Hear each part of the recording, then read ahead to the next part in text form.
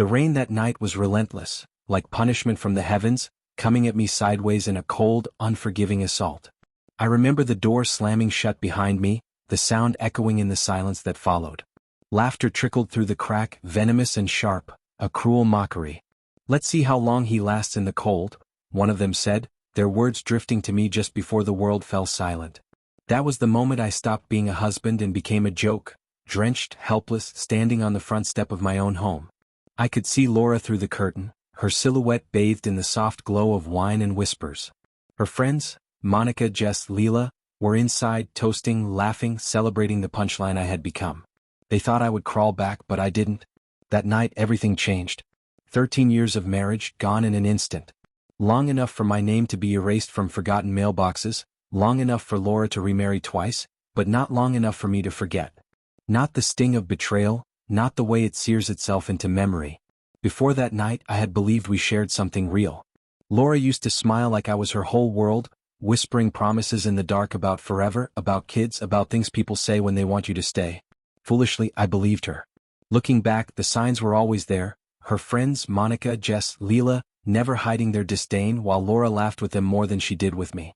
Girls' nights replacing our date nights. I was nothing more than a piece of furniture, a background fixture in her life. I never noticed the knife until it was lodged between my ribs. I walked away that night, away from the house, away from the keys, away from the man who had begged to be wanted. I let him die there, soaked, small and insignificant. The next day I found shelter. Then I found the docks, freight work, dirty, heavy, anonymous. Eastbound, no questions asked. There was comfort in the silence, in the salt air, but my mind was a constant noise. Laura's voice, mocking, echoing, and Monica's cruel tone, "He's too weak to leave us." Maybe I was weak back then, but I wasn't anymore. I rebuilt myself quietly, country to country, learning people, how they hide, how they lie, how they unravel when they think no one's watching. I became invisible by choice, patient, focused.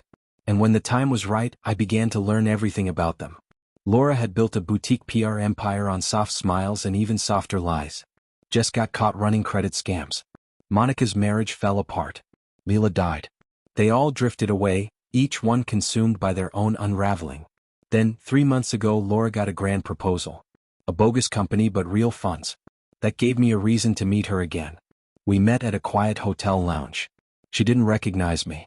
Not with the beard, the posture, the eyes that had seen oceans. I shook her hand. When I pulled back, I left a USB in her palm. "Your secrets," I said. On that drive, I handed her the full video from 13 years ago. Her voice, clear in the rain, the laughter, the cruelty. It had never been posted, but it had been kept, a trophy. I found the original and enhanced it, cleaner, sharper, ready for the media firestorm. It took 10 grand to pry it from someone's archive. Worth every penny. She called that night. 1 missed call. Then 10. Then 50. By the time she hit over 200, she was crying, texting, begging. I said nothing. I just sent the documents I'd been compiling: corporate fraud, fake employees, tax tricks. 6 days later, her company collapsed. Then came the gala, PR awards, flashing lights, everything she ever wanted. She walked onto the stage and the screen behind her lit up with the past. Monica had sold me the access, 50 grand for a switch. Worth it. The video played. Rang. Laughter. That line again, "Let's see how long he lasts." The crowd gasped. Phones rose, flashbulbs popped. Laura froze. I watched from the back. No one saw me. Just another shadow. By morning her name was poison. Her friends disappeared. Her husband left. Last week I passed her house. She sat on the porch, alone. Rain again, but softer this time. She looked up, recognition flickered in her eyes. Her mouth opened, maybe to say sorry, maybe to ask why I hadn't stopped. People ask why I disappeared, why I never came back. The truth is simple. That night they didn't just lock me out of my house. They buried the man I used to be. And the one who came back doesn't knock.